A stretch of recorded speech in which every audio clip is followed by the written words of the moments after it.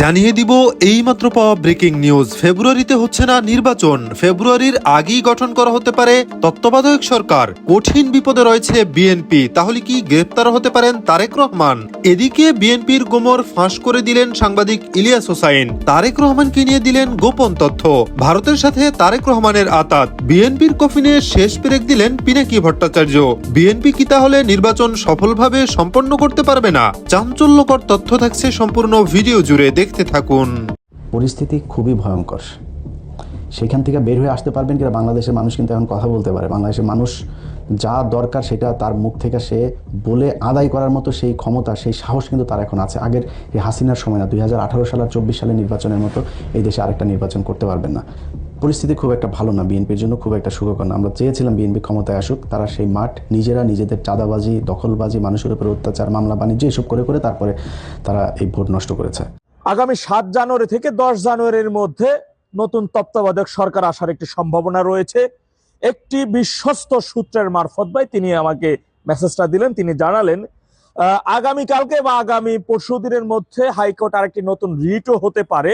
ধীরে ধীরে পিনাকি ভট্টাচার্যের সেই জল্পনা কল্পনা সত্য হচ্ছে। দর্শক, তারেক জিয়ার আসল রূপটা ফাঁস হয়ে গেল। ফাঁস করেছেন পিনাকি ভট্টাচার্য। সম্মানিত দর্শক, ভিডিওর শুরুতে যেই ক্লিপগুলো দেখেছেন সেই ক্লিপগুলোর সম্পূর্ণ ভিডিও আপনাদেরকে দেখাবো। তার আগে ছোট করে একটি অনুরোধ, আপনারা যদি এই ধরনের রাজনৈতিক সংবাদগুলো সবার আগে পেতে চান অবশ্যই চ্যানেলটি সাবস্ক্রাইব করে বেল আইকনটি অল করে দিবেন। চলুন দর্শক, একটি লাইক দিয়ে একে একে সেই ভিডিওগুলো দেখে আসি। পরিস্থিতি খুবই ভয়ঙ্কর। সেখান থেকে বের হয়ে আসতে পারবেন কিনা বাংলাদেশের মানুষ কিন্তু এখন কথা বলতে পারে। বাংলাদেশের মানুষ যা দরকার সেটা তার মুখ থেকে সে বলে আদায় করার মতো সেই ক্ষমতা, সেই সাহস কিন্তু তার এখন আছে। আগের এই হাসিনার সময় না, 2018 সাল আর 24 সালের নির্বাচনের মতো এই দেশে আরেকটা নির্বাচন করতে পারবেন না। পরিস্থিতি খুব একটা ভালো না, বিএনপির জন্য খুব একটা সুখকর না। আমরা চেয়েছিলাম বিএনপি ক্ষমতায় আসুক, তারা সেই মাঠ নিজেরা নিজেদের চাঁদাবাজি, দখলবাজি, মানুষের উপর অত্যাচার, মামলা বাণিজ্য এসব করে করে তারপরে তারা এই ভোট নষ্ট করেছে। চাঁদাবাজি, ধান্দাবাজি, খুন, মামলা বাণিজ্য থেকে শুরু করে যা যা আছে, আপনি এলাকার কোনো মানুষ যারা সরাসরি রাজনীতির সাথে জড়িত না, এখন সোশ্যাল মিডিয়া অনেক ভিডিওতে দেখা যায় যে এক জায়গায় গিয়েছে, এই নাসিরউদ্দিন পাটোয়ারি এক জায়গায় গিয়েছে আর মহিলারা বলছে হ্যাঁ আমরা সবাই ধানের শীষ। ভাই, আপনি তো ধানের শীষ, এটা তো আমরা জানি, বাট একজন গৃহকর্মী যে কিনা সাধারণ ভোটার আপনার ওইখানে, তার ঘরে যায় তারপর শুনে আসেন যে আপনার মির্জা আব্বাসকে কতটুকু পছন্দ করে। তো পরে কি করলো, এখন নতুন করে তারা যেটা শুরু করেছে একটা মিথ্যাচার। সেই আওয়ামী লীগ যেই স্টাইলে আপনার রাজনীতি করতো, প্রতিটা জায়গায় বিএনপি তাদের এই আওয়ামী লীগের অবস্থানটা নিয়ে আমরা এই গতকালকে আপনারা দেখেছেন যে এক জায়গায় বলছে যে জামাতের একজন নেতা তিনি টাকা দিতে গিয়েছেন, তাকে সহই ভিডিও করা হয়েছে, টাকা দিতে গিয়েছেন ভদ্রলোক। এই লোকটা আসলে ওইখানে দেখলো সব এদের লোকজন ওইখানে তারা একটা বিপদে ফেলার জন্য করছে, সে চুপচাপ করে চলে আসছে। পেছনে থেকে অনেকগুলো লোক একসাথে এইভাবে টাকা বের করে দেখাচ্ছে যে এই যে তারা হচ্ছে গিয়ে টাকা দিতে যাচ্ছিল, তারা টাকা নেয়নি। তো আমি ভিডিওটা প্রথম দেখাই না, আমি একটু অবাক হলাম যে বাংলাদেশে এত ভালো মানুষ হয়ে গিয়েছে যে তাদেরকে টাকা দিচ্ছে আর সবাই এসে সেই টাকা নিয়ে এসে এরপরে আর সবগুলো মানুষ একই সাথে, ধরেন জামাত যদি কাউকে টাকা দেয় গোপনে গোপনে গিয়ে ঘরে ঘরে গিয়ে আর টাকা দেবে হচ্ছে রাতের বেলা, যেটা আমাদের দেশে আমরা বিভিন্ন সময় দেখেছি। এই টাকা দেওয়ার রাজনীতি তো বহুদিন ধরে চলছে। তারা ঘরে রাতে গিয়ে টাকা দিয়ে আসবে, দিনের বেলা টাকা দিচ্ছে আর সব মানুষকে একসাথ করে তারপরে তারা এইভাবে টাকা দিচ্ছে। অবাক হইলাম। পরে জানা গেল কি ওইখানে ইউনিয়ন যুব দলের নেতা একজন আর স্বেচ্ছাসেবক দলের নেতা একজন, এই দুইজন সেখানে থেকে এই ওদের নিজেদের, এবং সেখানে তারা যে তাদের হাতে টাকা দিচ্ছে সেটাও আবার এই ভিডিওতে দেখা গেছে। যে টাকা দিচ্ছে সে হলো ইউনিয়ন যুব দলের একজন নেতা। সে টাকা দিয়ে তারপরে এই জামাতের লোকটা এসছে ওদের এলাকাতে, যেখানে ধরেন বিএনপির ভোট আছে একটু বেশি ওদের এলাকার ভেতরে, সেখানে তারা এইভাবে পেয়ে তারপরে এইভাবে নাজেহাল করলো। যে ভিডিওটা আপনারা দেখেছেন। এরপরে সবশেষ ঘটলো চরমনাইয়ের এক মহিলাকে, হাত পাকার এক মহিলাকে ভোলাতে আপনার করলো। বলা হলো যে ওই যে এতদিন ধরে জামাতের মেয়েদের উপরে, মহিলাদের উপরে যে মারামারি আক্রমণ হচ্ছে না, এটারে জায়েজ করার জন্য, কিছুটা হালকা করার জন্য তারা এক নতুন নাটক সাজালো। চরমনাইয়ের এক মহিলাকে জামাতের নেতারা আপনার ধরে পিটিয়েছে। তো সেই ভিডিওটা আপনারা নিশ্চয়ই সোশ্যাল মিডিয়াতে দেখেছেন। সেই ভিডিও দেখার আপনারা বলেন যে ভিডিওটা আপনারা দেখছেন, এই ভিডিওর মাঝখানে কোনো জায়গায় আপনি দেখেছেন যে জামাতের কোনো নেতা, এখানে দুইটা পক্ষ, একা যে ব্যক্তি সেই ব্যক্তি সম্ভবত চরমনাই, বা মানে দুইটা পক্ষের, এক পক্ষ জামাত এক পক্ষ চরমনাই, আমি এটা কনফার্ম হইতে পারিনি যে কোন পক্ষ কোনটা, কিন্তু যেই পক্ষই হোক মারামারিটা যে সেখানে হচ্ছে, সেই মারামারির ভেতরে পুরুষ, এখানে কোনো নারী নেই, কোনো নারীর উপরে কেউ গায়ে হাত তোলে নাই। অথচ সারা দেশের সব গণমাধ্যম একসাথে ছড়াইলো কি যে এই জামাতের নেতারা, কর্মীরা চরমনাইয়ের হাত পাখার নারীর উপরে হামলা। ভাই আপনি তো ভিডিও দিচ্ছেন, আপনি নিউজে যে ভিডিওটা দিচ্ছেন সেইখানেই তো আপনি দেখছেন যে এটা যে কোনো নারীর উপরে হামলা হয় নাই, অথচ সেটা করলেন। কিন্তু জামাত ইসলামে যে নারীদের পেটে লাথি মারা হইলো, বুরকাকে টেনে খুলে ফেলা হইলো, তাদেরকে কিন্তু এই নিউজ কিন্তু বাংলাদেশের গণমাধ্যম করে নাই। এটা নিয়ে কোনো আলাপ আলোচনাও নাই। আপনার সাদ্দামের আপনার এই যে বাগেরহাটে জেলখানায় নিয়ে যাওয়া হলো, সেখানে পরে জানলাম সাদ্দামের যেই স্ত্রীকে বলছে যে স্বামীর শোকে স্বামীকে বের করতে না পেরে তারপরে তিনি বাচ্চাকে নিয়ে মারা গিয়েছেন। আসলে কারা মেরেছে সেটা একটা বড় প্রশ্ন। আরেকটা প্রশ্ন হচ্ছে যে সাদ্দাম বহু আগে থেকেই দুশ্চরিত্র এবং এই স্ত্রীর সাথে তার সম্পর্ক খুব খারাপ ছিল, তার পরিবারের সম্পর্ক খুব খারাপ ছিল। আর তার আগের যে স্ত্রীরা ছিল তার সম্ভবত এই জাতীয় পার্টির এক নেতার মেয়েও তার স্ত্রী ছিল অনেক আগে, তারপরে আরও তার এমনি গার্লফ্রেন্ড এগুলো নিয়ে তার এলাকায় তার বিরুদ্ধে হত্যা মামলা আছে। এই আওয়ামী লীগের সময় সে মানুষকে হত্যা করেছে।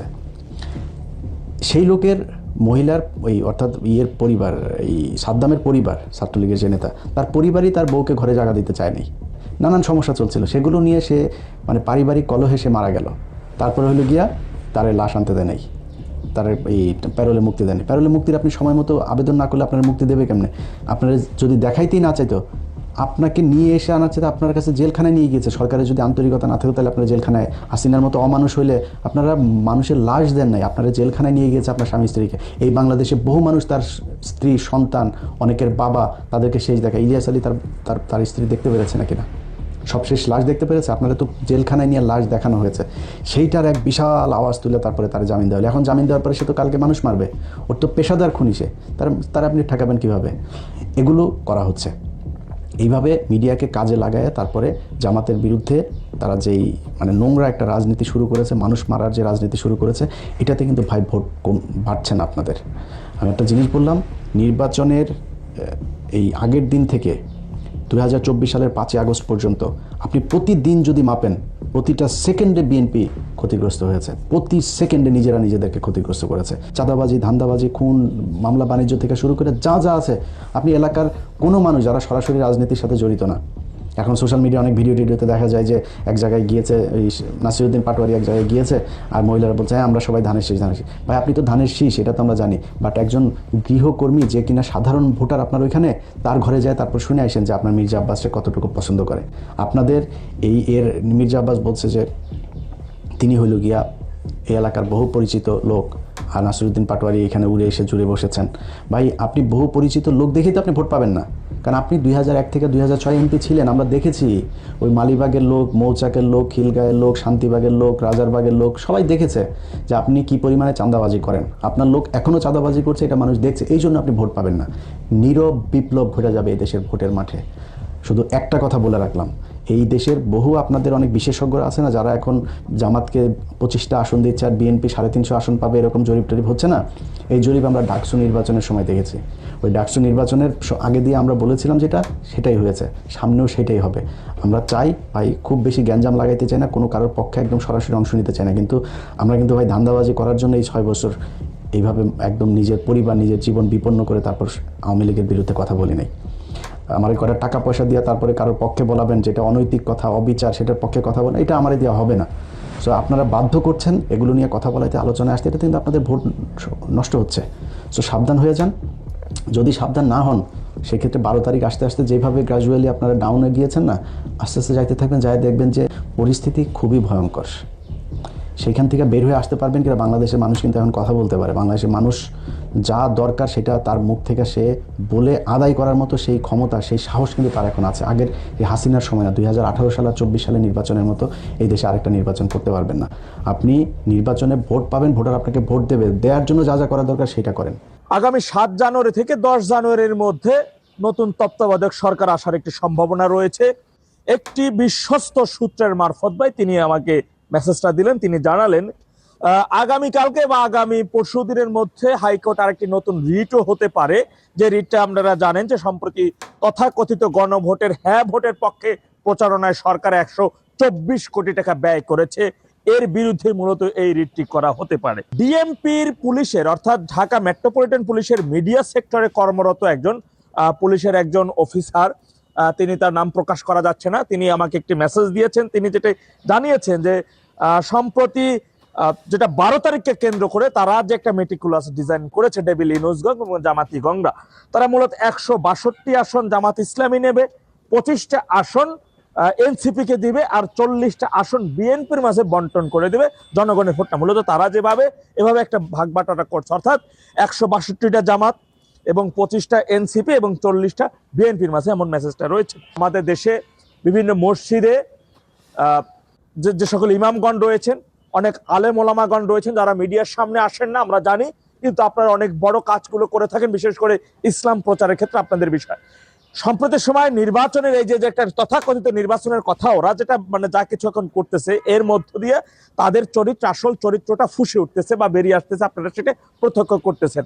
আমার সেই সকল ইমাম সাহেবের কাছে এবং আলেম ওলামাগণের কাছে আমার কিছু প্রশ্ন, বা আমার আজকে যদি সর্বপ্রথম আমি কোনো রাজাকারের এই যে দলটা, এই দলের এদের কাছে যদি আমি প্রশ্ন করি ইসলামের জন্য জামাত নাকি জামাতের জন্য ইসলাম, তাদের এই উত্তরটা আপনারা জানেন যে তারা এটাই বলবে যে ইসলামের জন্য জামাত। তারা যে তাদের যে সচরাচর উত্তরটা, এই উত্তরটা তারা দিবে।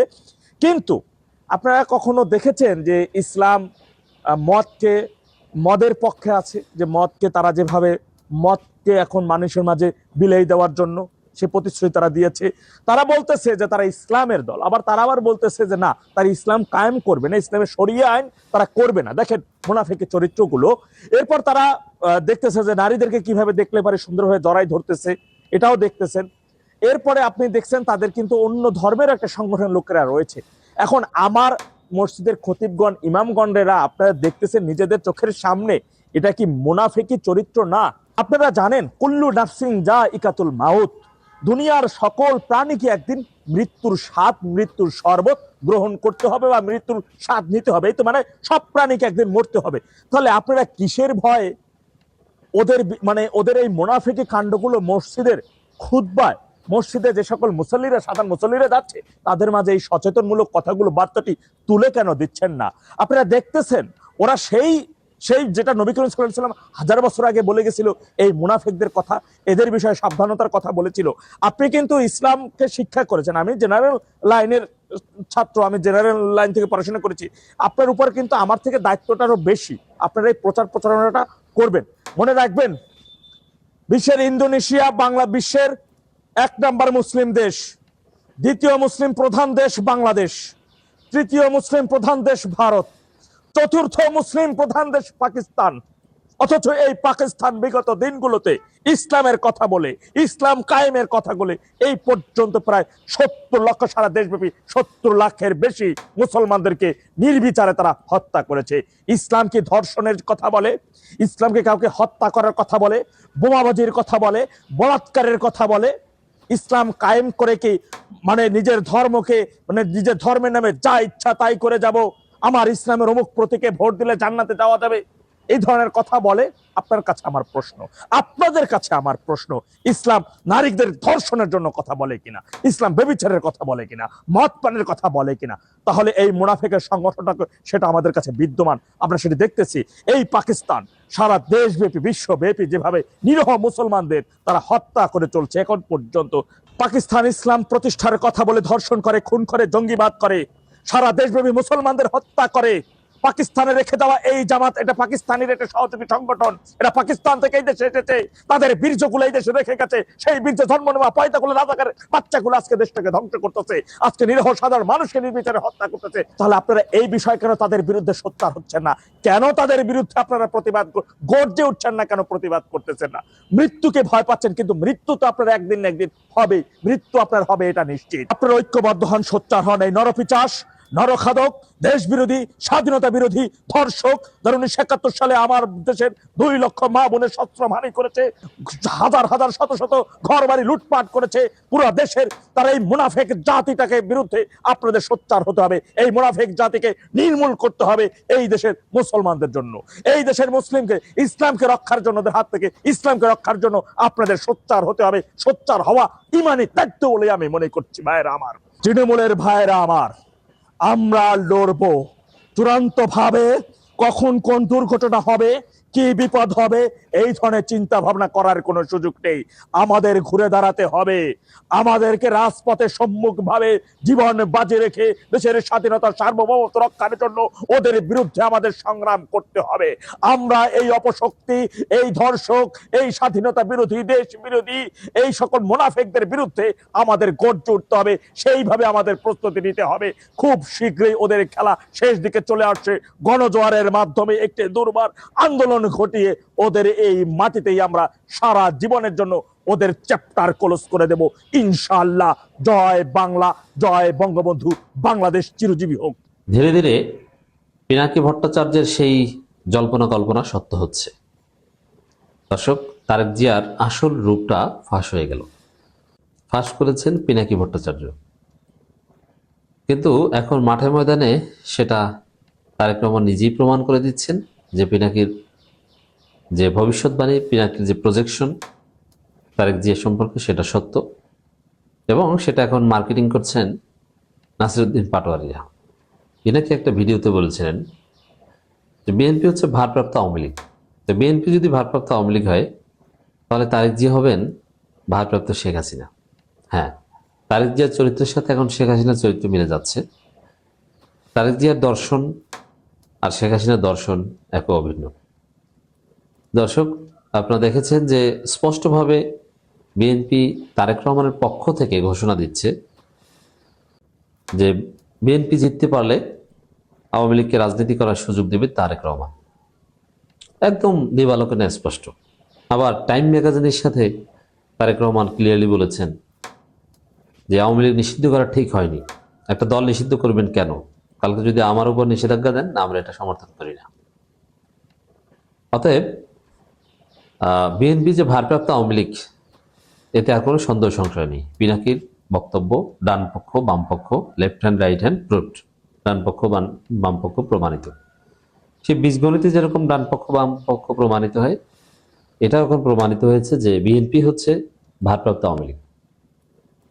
দলিল তো আপনারাই দেখেন, যেমন বিএনপি কোনোদিন হুজুরদের মৌলবাদী বলে নাই, দক্ষিণপন্থী বলে গালি দেয় নাই, কিন্তু এখন দিচ্ছে। তারেক রহমান নিজে মৌলবাদীদের উত্থান ঠেকানোর কথা বলছেন লন্ডনে বসে, হুজুররা খেপে গিয়েছিল।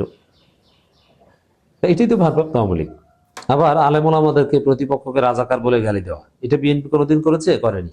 এখন আলেমুল এবং প্রতিপক্ষদের রাজাকার বলে গালি দেয়। তাহলে এটা কেন? এটাই তো ভারপ্রাপ্ত আওয়ামী লীগ। ভোট চুরি করার কথা বলে এই যে ইশরাক, বিএনপির ইশরাক বলে যে জামাতকে ভোটের প্রচারণা চালাতে দিবে না, মাঠেই নামতে দিবে না। যদিও ওটাকে আমি বলি যে রাস্তাঘাটে এরকম কুত্তা বিড়াল ঘেউ ঘেউ করে, ওটার দিকে তাকানোর কিছু নেই। ইশরাক ওটা কুত্তার মতো ঘেউ ঘেউ করেছে। ওইসব থ্রেট ওগুলো জামাত ধরে না। জামাত এক সেকেন্ডের জন্য তাদের নির্বাচনী প্রচারণা বন্ধ রাখেনি, এবং কেউ জামাতকে ঠেকাতে পারছে না, পারবে না। দর্শক, এই জায়গায়